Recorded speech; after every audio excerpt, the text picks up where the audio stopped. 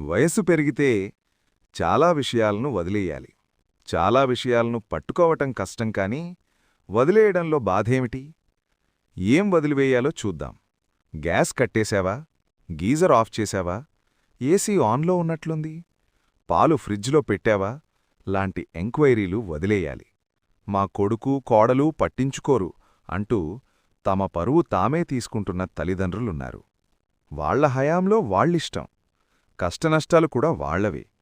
ఎవ్వరితో ఏ పనీ చేయించుకోకుండా ప్రతీ పనీ మన పనే అనుకుంటే ఎంత ప్రశాంతంగా ఆరోగ్యంగా ఉండగలమో కదా.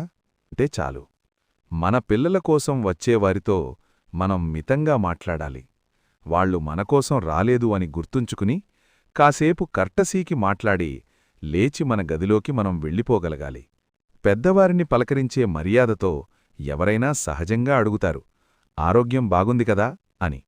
దయచేసి వెంటనే అతిగా స్పందించవద్దు.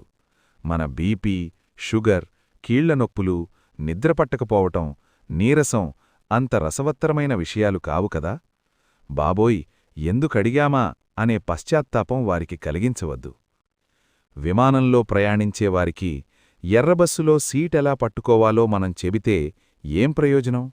పెద్దతనంలో మన పరువును కాపాడుకోవటం పూర్తిగా మన చేతుల్లోనే ఉందని ఘంటాపథంగా చెప్పగలను. అనవసర విషయాల్లో జోక్యం చేసుకోకుండా, మితభాషిగా ఉంటూ, మన ఆర్థిక స్వాతంత్ర్యం కోల్పోకుండా, ఆరోగ్యాన్ని కాపాడుకుంటూ, జిహ్వా చాపల్యం తగ్గించుకుని, అన్నింటికంటే ముఖ్యమైన విషయం నన్ను ఎవ్వరూ గౌరవించటం లేదు అనే ఆత్మన్యూనతాభావం దరికి చేరకుండా జాగ్రత్తపడాలి.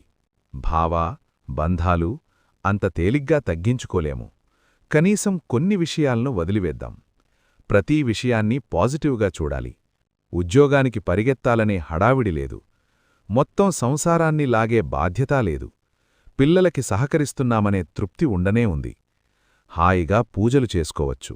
భగవద్గీత, భాగవతం చదువుకోవచ్చు. పుణ్యమూ పురుషార్థమూ కూడా సిద్ధిస్తాయి.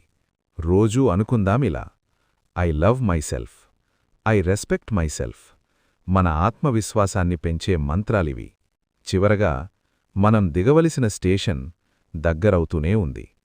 సమయం దగ్గర పడుతూనే ఉంది. మన భోగిలో ఉన్న మన తోటి ప్రయాణికులతో తగువులు, మనస్పర్ధలు, ఎత్తిపొడుపు మాటలు అవసరమా? మనం దిగుతుంటే వారి ముఖాల్లో హమ్మయ్యా అనే భావం కనిపించాలో, లేక అయ్యో అప్పుడే వీళ్ల స్టేషన్ వచ్చేసిందా అనే భావం కనిపించాలో నిర్ణయం మన చేతుల్లోనే ఉంది.